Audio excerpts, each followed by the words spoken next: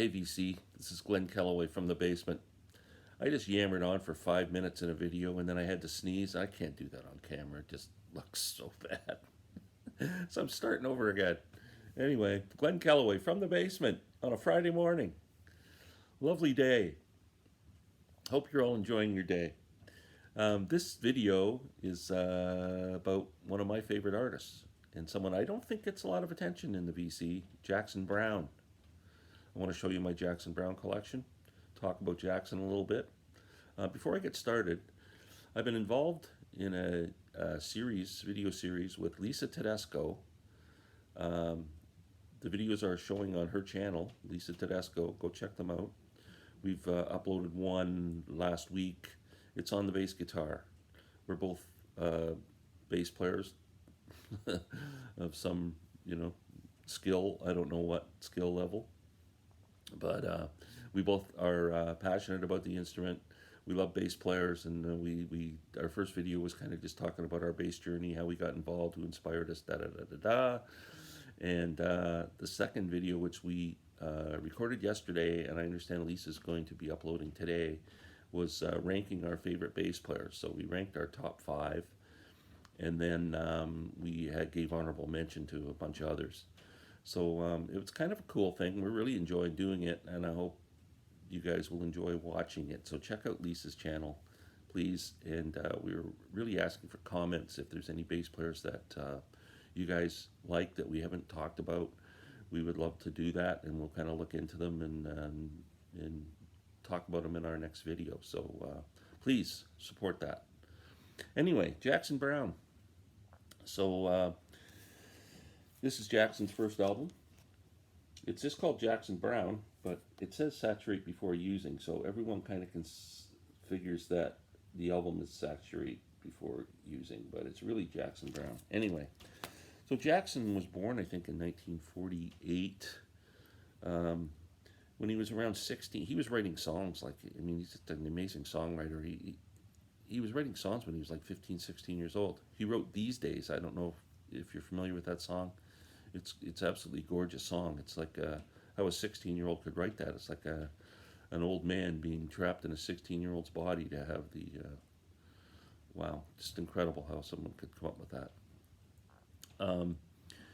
Anyway, Jackson he joined the Nitty Gritty Dirt Band actually when he was like 16 or something. The first incarnation of that band for a while, and then he moved to New York and he got involved with Nico, and he helped her on her first album. I think it's called Chelsea Girl. Then came back to LA 70, 71 and got tangled up with all the Eagles guys and J.D. Southern, all those guys before they were the Eagles, when they were still, hanging out and trying to figure things out. Jackson wrote, one of the songs he had was Take It Easy, and he played it, what he had written of it, to Glenn Frey, and then he kind of put it away. He didn't finish it. And one day Glenn Frey asked him if he could take a look at that song, and Jackson said, yeah, take it and figure something out. So Glenn Frey went back and finished it, and became the Eagles' first big hit, and one of my favorite songs. It's if I do the top 10 of my favorite songs of all time, Take It Easy is in that top 10. Then Jackson ended up with a contract with Geffen Records. He was getting quite a reputation as a songwriter, singer, and this first album was released, I think, in 71 or 72, my apologies. So this album had a top 10 hit for him, Dr. My Eyes. Now, I'd heard Dr. My Eyes on the radio, but I didn't dislike it, but it didn't do anything for me in terms of, going, wow, who's that guy? But the next album that came out, my cousin, my uncle cleaned a library. It was like a janitor at a library. My cousin would go in and grab records and stuff and bring them home and listen to them. He came over one day with this, For Every Man, and we played it and went, oh my God, that's a great frickin' album. And this is my favorite Jackson Browne album. This was his second release, For Every Man. This has These Days on it. It also has Take It Easy on it. Now, what's really beautiful about this album, besides Jackson and his incredible songs and his vocals, is the people who play on it. So David Lindley became part of Jackson's band, and if you don't know David Lindley, he's a multi-instrumentalist, incredible musician, great guitar player, and his guitar playing on this album interweaves throughout the songs. The songs kind of connect each other, and David's playing on this is just out of this world. Well worth listening to this album just to sit back and listen to the beautiful guitar playing. Yeah, like I said, this has These Days on it. Take it easy. Listen to the people who were backing up Jackson on this. You don't think people were thinking Jim Keltner was on this album, David Lindley, Don Henley doing harmony vocals. Who else have we got? Rockaday Johnny on Redneck Friend, piano. You know who Rockaday Johnny is? Elton John. They couldn't use his real name for publishing, I guess, reasons, or label reasons. I thought, yeah, Leland Sklar plays bass on a couple of these songs. David Crosby sings harmony on a song. Russ Kunkel's on drums in a couple of these songs. Michael Utley plays the organ, who became a member of Jimmy Buffett's band. I mean, Bonnie Raitt sings on here. Incredible record. So after this record came out, I bought that one. And then Dr. My Eyes became a favorite of mine. And this is an incredible album too, the first one. It's got Rock Me on the Water, I think, also got some love on the radio. And Song for Adam, which is an incredible folk song about a friend of Jackson's who went to India and died. What else is on here? Looking Into You. This is just a beautiful record. Both these two albums are so good. So good. I saw Jackson Browne after the second album came out at Massey Hall with David Lindley, opening act Bonnie Raitt. Fantastic concert. Fantastic. Absolutely loved it. There's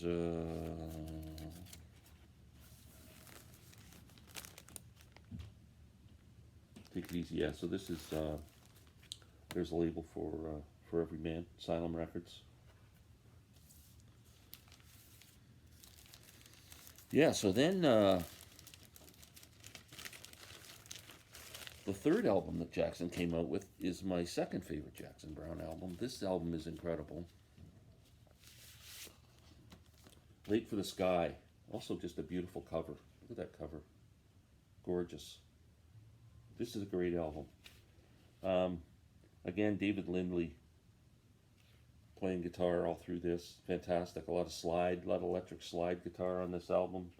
The writing on this album is absolutely gorgeous. Late for the Sky, Fountain of Sorrow, Farther On, The Late Show, Before the Deluge, which the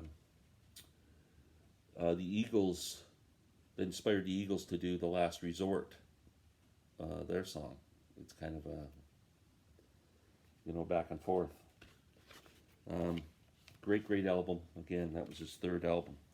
Fourth album I have on CD, what I do with my CDs. The Pretender. Very popular album.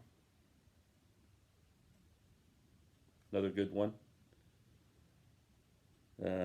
Yeah, around this time, Jackson's wife, I think, committed suicide. Sad story. And yeah, it affected him greatly. I believe next, now I'm starting to get a little shady on the discography and what came next, but I'm pretty sure it's this classic album, Running on Empty, which is recorded live while on tour. Some of the songs in the hotel room, some on the road in the shows, backstage, whatever. It's kind of like a concept album of life on the road. Great album. Running on Empty is obviously like a staple on FM radio. Amazing record. Jackson Browne, David Lindley, Russ Kunkel on drums, Leland Sklar on bass, Danny Kuchmar guitars, who played a lot with James Taylor and Carole King. Yeah, incredible Incredible album. After that, I am very sketchy on what came next, but so I'll show you just my the rest of the albums that I have. This may have been the next one. Hold Out. I think, you know, when Elliot Cruz did that thing called Just Stop There. If you're just getting into Jackson Browne and you just want some things, stop there. Because the rest of the albums, he starts to. I don't think he's got any classic albums after that. These albums are all strong. The first five are all strong all the way through. There's not a bad song. The next albums, you know, there's a bit of filler and there's some great stuff, no doubt. But so, Hold Out, Jackson Browne. Yeah, there's really no songs. I'll Call It Alone's a beautiful song on this album. That's probably the best one. I like this album from the 80s. This was a pretty good album. This is probably I think his best album that he did after a while was Lives in the Balance. It's got a beautiful song, In the Shape of a Heart, which is my wife's favorite Jackson Browne album. I turned my wife onto Jackson Browne in the 90s, and she became such a big fan. We went to see him in Cleveland, just outside of Cleveland at an amphitheater. It was about a half an hour drive outside of Cleveland. I couldn't tell you where the hell it was. It was Jackson Browne, Steve Earle, and Keb Mo. Triple bill. Fantastic show. Can I tell a funny story about that? So at the end of the show, we're out in the middle of nowhere. You had to drive into this wooded area, and then you drove down, I don't know, it seemed like for miles, driving all these back roads, and then all of a sudden you come to this amphitheater. Anybody who lives in the Cleveland area, maybe you can leave a comment and tell me what the hell it was. So anyway, the show's over. It's dark. We're leaving. We're in a pile of traffic jam trying to get out of the place. And we're on this road, the traffic jam, and I see a bunch of people making a left-hand turn. At the next turn, I thought, well, they must know a shortcut. So I follow them, go down. Gradually, one by one, they start turning in their driveways. Now I'm all by myself. No one knew a shortcut. They were going home. So now it's completely pitch black out. There's not a street light. There's nothing. It's just me and my headlights driving. I have no idea where I'm going, whether I'm going north, south, east, or west. I just drove. And I'm getting freaking scared, but I don't want my wife to know that I'm scared. I'm going, what the hell? Where the hell are we? This could turn into a Deliverance movie. So we're driving and driving and driving and driving. I thought we drove for like an hour. I'm just making, when I see a turn somewhere, I turned or went straight, whatever. Gradually, somehow, I don't know how, I'll never know, I ended up at a highway. I get on the highway and start driving, and I'm in Cleveland in about 15 minutes. I don't know where the hell. It just freaked me out. Anyway, so I digress. Another Jackson Browne album, Lawyers in Love. Again, these are albums I don't even, they're not great, but I have them. This was a more recent album, Standing in the Breach. It's not too bad.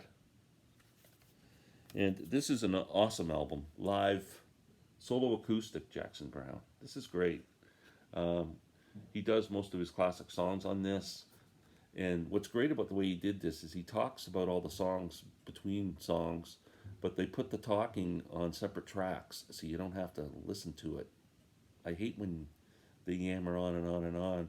It's on the same track as the song.